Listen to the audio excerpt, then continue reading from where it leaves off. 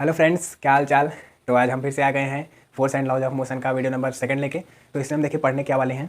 इसमें हम type of force पढ़ेंगे इस वीडियो में, जिसमें पहला टाइप होगा बैलेंस्ड फोर्स। इसमें कुछ डिटेल डिस्कशन होगा, ठीक है, तो टेंशन नहीं लेने का।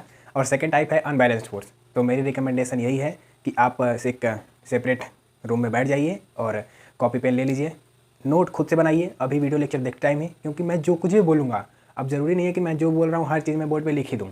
तो अब मैं जो लैंग्वेज यहाँ पे लिखूँगा, अगर आपको ना समझ में आए तो आप हिंदी में, इंग्लिश में, उर्दू में, चाहे जैसे भी कॉपी पे अपने नोट कर लीजिए, जिससे कि आपको नोट रिवीजन करते टाइम दोबारा समझ में आए। This is a basic lecture. हमेशा मैं ये बोलता हूँ कि ये क्लास 11th के लिए बेसिक है। तो मैं किस लिए बोलता हूँ ये आपको समझ में आ जाएगा क्लास 11th में। फिलहाल अभी स्टडी करते हैं, तो देखते हैं बैलेंस्ड फोर्स होता क्या है। देखिए, नाम से मुझे कुछ समझ में आ रहा है। अगर मुझे एक्सप्लेन कर रहे बैलेंस्ड फोर्स को, तो मैं कैसे करूँगा। तो मुझे समझ में ये आ रहा है कि बैलेंस्ड मतलब कि कुछ ऐसा होगा जो दोनों तरफ से या फिर किसी भी तरह से फोर्स लग रहा होगा तो वो एक जगह रुका ही होगा। या फिर किसी भी चीज़ पे अब मान लीजिए कि देखिए यही मार्कर है, थोड़ा समझते हैं फील लेके, फील समझते हैं, फील ज़्यादा इंपॉर्टेंट है। फिजिक्स में अगर फील आ गया तो फिर सब टेंशन दूर हो जाएगी। देखिए अब यहाँ पे मार्कर रुक गया है। अब मैं क्या बोल रहा हूँ कि ये कैसा है, बैलेंस है। बैलेंस मतलब मेरे समझ रहे हैं ना, इधर उधर हिल डुल नहीं रहा है। अरे भाई देखिए, हम किसी पतली सड़क पे चलते हैं, मान लीजिए इधर खाइए दोनों तरफ, तो हम सीधे चलते रहते हैं। तो हम क्या बोलते हैं कि हमें अपना बैलेंस बना के रखना है। तो बैलेंस बनाने का मतलब समझ रहे हैं कि नेट फोर्स जीरो रहना चाहिए, नहीं तो गिर जाएंगे नीचे तुरंत। अगर इधर का फोर्स लगा तो इस बगल खाई में गिर जाएंगे, इधर का फोर्स लगा तो इस बगल गिर जाएंगे। तो इसलिए हम क्या बोलते हैं, बैलेंस बना के चलो। वैसे लाइफ में बैलेंस होना चाहिए। अब बहुत लोग समझ में आ रहा होगा कि लव और पढ़ाई में भी बैलेंस होना चाहिए। तो जिसकी मर्ज़ी, करना है तो करो, मत करना है तो ना करो, मुझे उससे नहीं मतलब है। लेकिन मैं यही रिकमेंड करूँगा कि अभी सब चक्करों में मत पड़ना, अभी पढ़ाई लिखाई करो, अभी उम्र नहीं है, ठीक है। देखो, उम्र नहीं है, उम्र तो हर चीज़ की। देखिए समझिए, इधर इधर समझते एकदम सीरियस स्टडी, फोकस, फील समझते थोड़ा सा। कि यहाँ पे देखिए ये मार्कर है, मैंने हाथ पे रखा, अब ये मार्कर हिल डुल नहीं रहा है, ठीक है। तो इसका मतलब क्या हुआ कि ये मार्कर इस टाइम बैलेंस है। अब बैलेंस होने का मतलब क्या हुआ, net force on the system is zero. तो अभी इसकी डेफिनेशन हम डिराइव करते हैं। डेफिनेशन बहुत ही सिंपल होगी, थोड़ा सा लॉजिक होगा, बस उसको समझिएगा, क्योंकि यहाँ फिजिक्स की लैंग्वेज थोड़ी सी यूज़ करने वाले हैं बस। बाकी फील तो समझ में आ गया ना कि बैलेंस मतलब क्या हुआ कि नेट फोर्स जो भी रहेगा वो हमेशा क्या रहेगा, जीरो सिस्टम पे। चलिए पहली हेडिंग ये लगाते हैं, balance force. Type of force में पहली हेडिंग लगाइए बैलेंस फोर्स। अच्छा, फोर्स जो हमारा वीडियो था पहला, फोर्स और इफेक्ट ऑफ फोर्स, उसमें देखिए मैंने फोर्स को डिटेल में डिस्कस किया है। अगर आपने नहीं देखा है तो आप यूट्यूब पर टाइप कीजिए Newton's law of motion class 9th 01 lecture number 1 by AC study centre, आपको मिल जाएगा। आप वहाँ पे मैंने फोर्स को डिटेल डिस्कस किया है और वहाँ पे मैंने इफेक्ट ऑफ फोर्स बताए हैं। तो वो चीज़ें यहाँ पे यूज़ होने वाली हैं, इफेक्ट ऑफ फोर्स यहाँ पे यूज़ होगा, क्योंकि उसमें भी थोड़ा सा उसका एप्लीकेशन बताएंगे कि बैलेंस फोर्स में कैसे यूज़ होता है। देखिए यहाँ पे लिखते हैं बैलेंस फोर्स की definition, if resultant of all applied forces on an object. अगर सिस्टम की बात करेंगे तो सिस्टम भी और करके लिख सकते हैं, ठीक है। Forces on an object is equal to क्या हो जाए, zero, is equal to zero. If resultant of all applied forces on an object is equal to zero, then the force is known as balanced force. तो ये basic सी definition हो गई। अब इसमें हम थोड़ा सा फील लेके समझते हैं और कि हमने इफेक्ट ऑफ फोर्स में जो भी डिस्कशन किया था, अब यहाँ पे समझते हैं कि क्या यूज़ होने वाला है। तो देखिए पहला जो इफेक्ट ऑफ फोर्स था वो क्या था कि force can move the stationary object, मतलब force can make the stationary object in motion. तो पहला हमारा यही था। तो उसको समझिएगा, अगर बैलेंस्ड फोर्स रहेगा, अब यही ऑब्जेक्ट रुका यहाँ पे, ये देखिए बैलेंस फोर्स है कि नहीं, ये रहा बैलेंस फोर्स। अब इसको मैं मोशन में ला सकता हूँ। बैलेंस फोर्स का मतलब कि all the resultant is equal to zero. जैसे मैं यहाँ पे समझता हूँ, ये देखिए आपने वो टग ऑफ वॉर देखा होगा, टग ऑफ वॉर जो स्कूल में होता है, उसमें क्या होता है, अगर मैं एग्जांपल देके फील कराऊँ, tug of war, this is the best example. Tug of war में देखिए क्या होता है कि दो बंदे रहेंगे। अब बहुत के मन में आ रहा है इधर बंदियाँ उधर बंदे, तो बंदियाँ बंदे नहीं, चाहे कुछ भी हो सकता है, बंदियों का अलग होता है, बंदों का अलग होता है। इधर देखिएगा, इधर पहली साइड, इधर दूसरा। अभी हम मान लेते हैं कि दो लोगों में हो रहा है। अब हालांकि शक्ल में मत जाइएगा, ऐसा नहीं कि यहाँ पे मैंने बना दिया तो ये ज़्यादा मोटा लग रहा है तो ये खींच लेगा, ऐसा कुछ नहीं है। यहाँ पे रहती है एक रस्सी, ठीक है, यहाँ पे क्या रहेगा, एक रस्सी, ज़्यादा मोटा हो जा रहा है। ये भी पकड़ के खींच रहा है इधर से अपनी तरफ, और ये भी पकड़ के खींच रहा है अपनी तरफ, ठीक है। ये क्या है, रस्सी है। अब दोनों लोग अपनी तरफ खींच रहे हैं, लेकिन दोनों लोग खींच रहे हैं, पोजीशन देखिए, इस पोजीशन को मैं डिफाइन करता हूँ A, इस पोजीशन को डिफाइन करता हूँ B। इन दोनों के बीच में मान लीजिए डिस्टेंस है 5 मीटर। 5 मीटर की रस्सी है, इधर से ये खींच रहा है, इधर से ये खींच रहा है, लेकिन दोनों की बीच में जो सेपरेशन है वो 5 मीटर का ही बना रहेगा और सेम पॉइंट पे, यानी कि पॉइंट भी चेंज हो गया। ऐसा नहीं, अब रस्सी तो तन की बढ़ेगी नहीं, 5 मीटर से 10 मीटर नहीं होगी। अब मैटर करता है पॉइंट, ए पॉइंट पे ये बंदा खड़ा है, बी पॉइंट पे ये बंदा खड़ा है, तो दोनों लोग उसी पॉइंट पे रहेंगे, न इधर होंगे न इधर होंगे। अगर हो गए तो इसका मतलब बैलेंस्ड फोर्स नहीं है, तब वहाँ पे कैसा फोर्स लगा, अनबैलेंस्ड फोर्स, जो कि सेकंड टाइप है इसका। अभी डिस्कस करेंगे, अभी इसको देखते हैं। तो टग ऑफ वार, ये चीज़ समझ में आएगा एग्जाम्पल से। अब यहाँ पे भी समझ सकते हैं आप, जैसे मार्कर रुका हुआ है, यहाँ पे बैलेंस फोर्स है, रिजल्टेंट फोर्स 0। एक ब्लॉक से समझते हैं, मान लीजिए देखिए ये ब्लॉक है, ठीक है, ये कोई भी ब्लॉक है, इधर से एक फोर्स लग रहा है F, इधर से भी सेम फोर्स लग रहा है F, दोनों तरफ से सेम फोर्स लग रहा है F। अब बताइए कि ये ब्लॉक किधर मूव करेगा, सोचिए, जवाब दीजिएगा। मूव करेगा भी कि नहीं करेगा, करेगा तो किधर मूव करेगा, सोचिए, जवाब दीजिए। नहीं मूव करेगा। क्यों नहीं मूव करेगा? क्योंकि दोनों तरफ से सेम फोर्स लग रहा है। अब बैलेंस्ड फोर्स का मतलब यही होता है, रिजल्टेंट फोर्स 0 होना चाहिए, मतलब इक्वल एंड अपोजिट डायरेक्शन में फोर्स लगना चाहिए। बात समझ आ रही कि नहीं?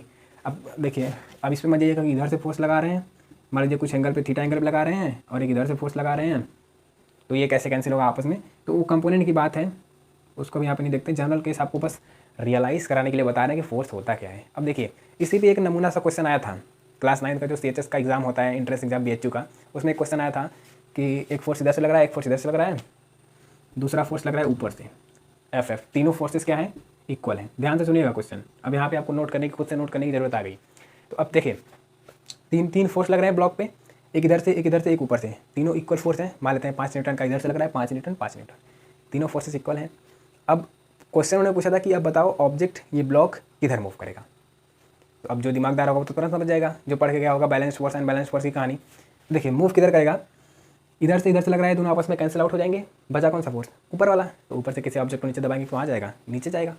तो इसका मतलब फाइनली ब्लॉक किधर मूव करेगा, नीचे की साइड, ठीक है। तो ये रहा कुछ इसका फील। अब ये समझते हैं कि जो मैं बता रहा था इफेक्ट ऑफ फोर्स वाला। तो देखिए, फोर्स क्या करता है, force make the stationary of body in moving, लेकिन बैलेंस फोर्स ऐसा नहीं कर पाएगा, क्योंकि इक्वल एंड अपोजिट फोर्स लगेगा। यहाँ पे समझ सकते हैं कि अगर ये फोर्स ना होता, तो देखिए फोर्स तो लग रहा है, लेकिन ऑब्जेक्ट मूव कर रहा है नहीं, ऑब्जेक्ट यहीं का यही है। अगर यहाँ पे ऑब्जेक्ट है तो यहीं का यहीं रुका हुआ है, फोर्स कहीं मूव नहीं कर रहा है। तो इसका मतलब balanced force can't make the stationary object in moving. समझ में आ गया?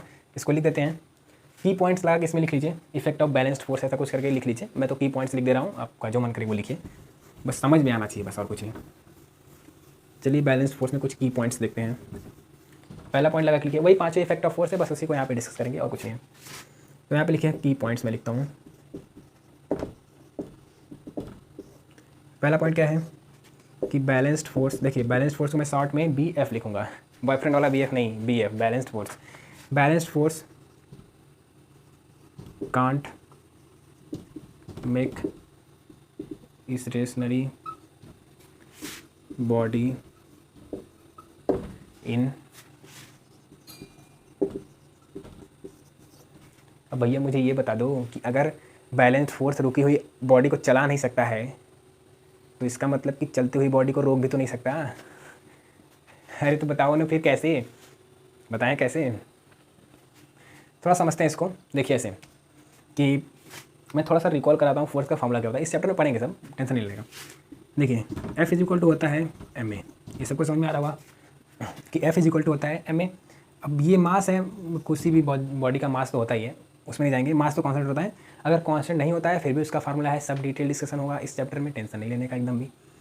ये रहा एक्सेलरेशन। एक्सेलरेशन का अगर हम फार्मूला देखें तो क्या होता है, delta V by delta T। यहाँ पे मैं बोल रहा हूँ कि नेट फोर्स 0, जो यहाँ पे ये होता है वो होता है नेट फोर्स, F नेट होता है, ये A नेट होता है, ठीक है। फार्मूले में जो होता है वो होता है F net is equal to M A net. अब F नेट 0 है, तो इसका मतलब देखिए, मास तो किसी भी बॉडी का 0 होगा नहीं, क्या 0 होगा, एक्सेलरेशन। तो यहाँ पे एक्सेलरेशन 0 हो जाएगा। इस डेल्टा V का मतलब क्या होता है, देखिए F नेट 0 होने का मतलब है कि एक्सेलरेशन, नेट एक्सेलरेशन क्या है, 0 है। ये बैलेंस फोर्स की कहानी मैं बता रहा हूँ। अब यहाँ पे समझिए, अगर ये एक्सेलरेशन A नेट 0 हो गया, डेल्टा V का मतलब final velocity minus initial velocity, तो V final minus V initial upon delta D का मतलब T final minus T initial. Reference में हमेशा हम T इनिशियल को 0 लेते हैं, तो यहाँ पे मैं लिख देता हूँ सिंपली T इधर मल्टीप्लाई होगा, 0 is equal to V final minus V initial, तो V final is equal to V initial. ये समझ में आ रहा है? कुछ कुछ हो रहा है कि नहीं दिल में? समझ में आ रहा होगा अच्छे से। यहाँ पे क्या हो रहा है कि final velocity is equal to initial velocity. इसका मतलब क्या हुआ, गजब का गेम हो गया यहाँ पे। गेम ये हुआ कि एफनेट सिस्टम पे जीरो होने का मतलब ये है कि वेलोसिटी चेंज नहीं होगी। तो इसका मतलब कि ये मार्कर अगर मूव करते हुए जा रहा है, जो भी इसकी वेलोसिटी है, मान लेते हैं वेलोसिटी है 5 मीटर पर सेकंड। अब मैं इस पर दोनों तरफ से फोर्स लगा के बैलेंस फोर्स लगा रहा हूँ। अगर मैं इस पर बैलेंस फोर्स लगा रहा हूँ तो ये बॉडी 5 मीटर पर सेकंड से ही आगे जाएगी। कोई भी इसमें जब कोई एक्सेलरेशन नहीं मिल रहा है तो वेलोसिटी में इंक्रीजमेंट नहीं होगा। तो बैलेंस फोर्स यही करता है कि ये वेलोसिटी में इंक्रीजमेंट भी नहीं ला सकता है और इस चलती हुई ऑब्जेक्ट को रोक भी नहीं सकता है। बात समझ आई? ना समझ में तो यहाँ पे फील लीजिए। देखिए मान लेते हैं बॉल है कोई, इधर मूव कर रही है 5 मीटर पर सेकंड से, और मैंने इस पर अप्लाई किया बैलेंस फोर्स। मैंने इस पर बैलेंस फोर्स अप्लाई किया। बैलेंस्ड फोर्स अप्लाई होने के बाद भी ये वी इनिशियल है 5 मीटर पर सेकंड, बैलेंस फोर्स अप्लाई करने के बाद भी वी फाइनल कितना आया 5 मीटर पर सेकंड।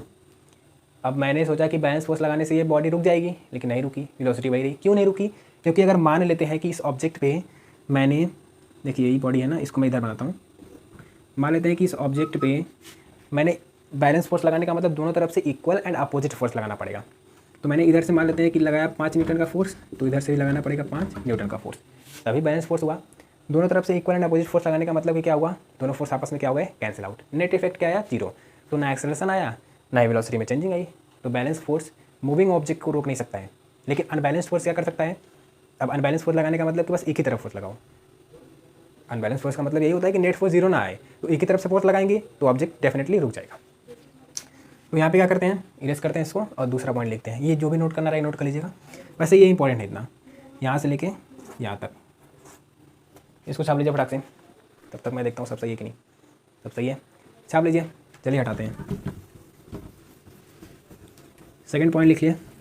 थर्ड पॉइंट मैंने बता दिया यहाँ पे कि बैलेंस फोर्स स्पीड में इंक्रीजमेंट नहीं ला सकता है। सेकंड पॉइंट लिखते हैं, balance force can't stop moving body. तीसरा पॉइंट लिख लेते हैं, बैलेंस फोर्स कांट चेंज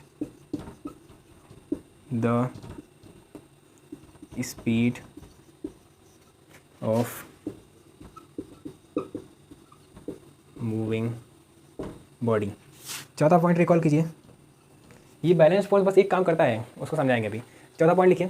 चौथा पॉइंट क्या होता है कि अब डायरेक्शन की बात आती है कि मूविंग जो ऑब्जेक्ट है, देखिए इधर से ऑब्जेक्ट मूव कर रहा है, तो क्या मैं फोर्स लगा के इसकी डायरेक्शन चेंज कर सकता हूँ। तो आप मुझे जवाब दीजिए कि अगर बैलेंस फोर्स हुआ तो इक्वल एंड अपोजिट फोर्स लगेगा दोनों तरफ से, तो नेट फोर्स जीरो आ रहा है। जब नेट फोर्स जीरो हो गया, डायरेक्शन चेंज करने का काम कौन करता है, फोर्स। जहाँ डायरेक्शन चेंज हुआ वहाँ वेलोसिटी चेंज हुई, जहाँ वेलोसिटी चेंज हुई वहाँ पक्का क्या आएगा, फोर्स आएगा। इतना हमेशा ध्यान रखिएगा।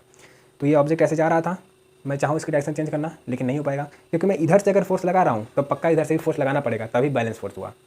अगर मैं सिर्फ एक ही तरफ से फोर्स लगा डायरेक्शन चेंज कर रहा हूँ, इसका मतलब क्या हुआ कि ये अनबैलेंस्ड फोर्स में आ गया।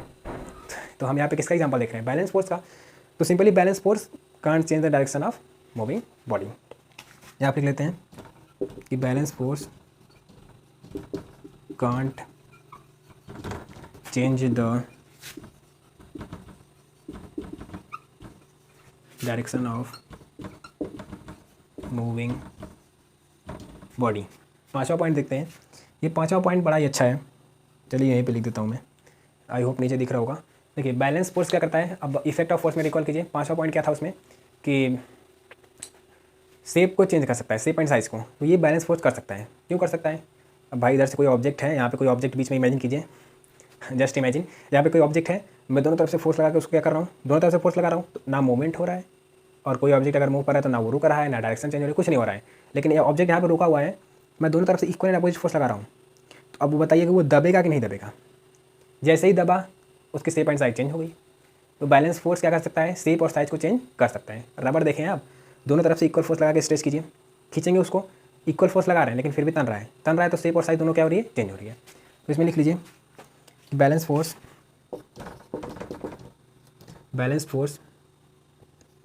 Change the shape and size of body. Balance force change the shape and size of body. इतना स्क्रीनशॉट ले लीजिए, आप लोग लिख लीजिए, पॉज करके स्क्रीनशॉट ले लीजिए। आगे डिस्कस करते हैं हम अनबैलेंस फोर्स। लिख लिया। चलिए इसको हटाते हैं। अब नेक्स्ट पॉइंट लिखिए इसमें, दूसरी हेडिंग लगाइए अब अनबैलेंस्ड फोर्स। माइक सही है। चलिए दूसरी हेडिंग लगाइए। अब सब सिंपल हो गया होगा। अनबैलेंस फोर्स क्या होता है कि रिजल्टेंट फोर्स जीरो ना आए। दूसरा टॉपिक स्टार्ट करते हैं, अनबैलेंस्ड। तो सब समझा दिए, बस डेफिनेशन लिखवाना है। तो लिखे डेफिनेशन कि अनबैलेंस्ड फोर्स, इसको मैं लिखता हूँ UBF, unbalanced force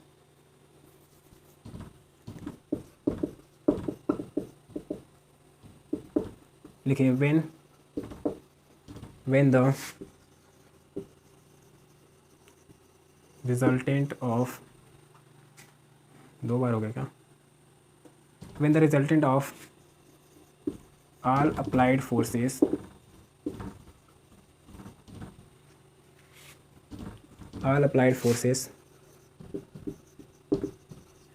acting on body is not equal to, सभी जो अप्लाइड फोर्सेस हैं वो बॉडी पे जो लग रहे हैं वो जीरो के इक्वल नहीं होंगे। इसका मतलब ये हुआ कि मान लीजिए कोई ऑब्जेक्ट है ये, अब टग ऑफ वॉर में कोई एक जीत जाएगा अनबैलेंस फोर्स लगा के। कोई एक बंदा ज़्यादा फोर्स लगा दिया और उधर वाला कम फोर्स लगा पाया तो इधर वाला जीत जाएगा, वही अनबैलेंस फोर्स है। यहाँ मान लेते हैं बस एक तरफ से फोर्स लग रहा है F, कोई F न्यूटन का फोर्स लग रहा है। तो अब बताइए कि ऑब्जेक्ट मूव करेगा कि नहीं करेगा? डेफिनेटली मूव करेगा। तो इसका मतलब इस पर जो नेट फोर्स लग रहा है वो जीरो है? जीरो नहीं है। तो अब यहाँ पे क्या आएगा? एक्सेलरेशन आएगा फोर्स लगाने से, और वेलोसिटी में इंक्रीजमेंट होगा। पहले वेलोसिटी जीरो थी, अब एक्सेलरेशन के कारण वेलोसिटी कुछ इंक्रीज करेगी, बस यही बात है। तो समझ में आ गया होगा। फेल भी दे दिए इसका। अब इसमें जो की पॉइंट्स है वो लिख लीजिए बस। रुके रहिए थोड़ा देर और, 10 मिनट रुक जाइए, इतनी भी क्या जल्दी आप लोगों को। वैसे बहुत लोग होते हैं खाते टाइम भी लेक्चर देखते हैं, खाते टाइम मत देखा कीजिए। चलिए इसमें की पॉइंट लिखते हैं। Precautions is better than cure. तो हम प्रिकॉशंस अभी बता रहे हैं लेकिन समझ में नहीं आ रहा होगा। चलिए पहला इसमें क्या था कि unbalance force make the stationary object in moving. जैसा कि हमने देख लिया कि अगर अनबैलेंस फोर्स लगाएंगे तो बॉडी मूव करेगी। तो यहाँ पे लिखते हैं UBF, unbalance force make the stationary body in motion. वो मोशन लिखा है, समझ जाइएगा। दूसरा पॉइंट क्या है कि अब जब अनबैलेंस फोर्स आ गया तो सिंपल वही इफेक्ट ऑफ फोर्स रिकॉल कीजिए। अनबैलेंस फोर्स आ गया तो अब ये ऑब्जेक्ट मूव करता हुआ जा रहा है, मैंने सडन यहाँ पे फोर्स लगा दिया। कोई ऑब्जेक्ट यहाँ पे देखिए ये इधर मूव करता हुआ जा रहा है, मान लेते हैं 5 मीटर पर सेकंड से मूव करता हुआ जा रहा है, और मैंने यहाँ पे दीवार लगा दी। अब दीवार भी एक तरह का फोर्स ही लगाएगा। गया लड़के, रुक गया, रेस्ट में आ गया, इनिशियल मोशन में था, दीवार पे अड़ के रुक गया। अब रुका, देखिए दीवार क्या लगाएगी? Normal force. ठीक है, दीवार क्या लगाएगी? Normal force. कॉन्टैक्ट फोर्स लगता है यहाँ पे तो ऑब्जेक्ट रुक जाता है। अब उसको समझिए कॉन्टैक्ट नॉर्मल फोर्स क्या होता है वो बाद में देखेंगे। अभी यहाँ पे बस इतना समझिए कि कोई बॉल उधर से आ रही है, इधर से कोई बॉल, मान लीजिए हमारी तरफ कोई बॉल फेंका, मैंने इधर से ऐसे कैच पकड़ लिया। जब मैंने कैच पकड़ा इसका मतलब कि मेरे हाथ ने क्या किया? एक फोर्स अप्लाई किया, तभी ना वो बॉल आके रुकी। बॉल में जो वेलोसिटी थी वो किससे रुकी? मेरे फोर्स अप्लाई करने पे, जो कि मेरे हाथ ने किया अप्लाई। तो इसका मतलब क्या हुआ कि unbalanced force stop the moving body. Unbalanced force stop the moving body. तीसरा इफेक्ट देखते हैं, डायरेक्शन चेंज कर सकता है? डेफिनेटली कर सकता है। मैंने पीछे ही बताया कि इधर से कोई ऑब्जेक्ट मूव करता हुआ जा रहा है, इधर से फोर्स लगा के डायरेक्शन चेंज कर दी। तो unbalanced force change the direction of motion. चौथा देखिए पॉइंट इसमें क्या था कि स्पीड में इंक्रीजमेंट ला सकता है। इधर से कोई बॉल आ रही थी, ऐसे स्लो आ रही थी, लेकिन मैं इधर से धक्का देके और क्या कर दिया? तेज कर दिया। तो इसका मतलब कि स्पीड में चेंजिंग आई कि नहीं आई? आ गई। तो अनबैलेंस्ड फोर्स चेंज, अब डिक्रीज भी कर सकता है और इंक्रीज भी कर सकता है depending upon the direction of force. बस unbalanced force change the speed of motion. और unbalanced force shape and size को भी चेंज कर सकता है। कैसे कर सकता है? अरे भाई कोई ऑब्जेक्ट रखा हुआ है, इधर से फोर्स लगाया तो ये बैलेंस फोर्स लग गया दोनों तरफ से। मान लीजिए कोई बॉटल ले लीजिए, इधर से फोर्स लगाया तो बैलेंस फोर्स अगर रुका हुआ है, लेकिन अगर कोई बंदा इधर से भी फोर्स लगा दे तो क्या होगा? तो दबेगा ही ना, शेप एंड साइज चेंज होती है। तो यहाँ पे लिखते हैं unbalanced force change the shape and size of body. Unbalance force change shape and size of body. तो यहीं पे करते हैं इस लेक्चर को एंड। बाकी पढ़ाई करते रहिए। All the very best. और स्क्रीनशॉट लेके इसको अच्छे से लिख लीजिए। ओके।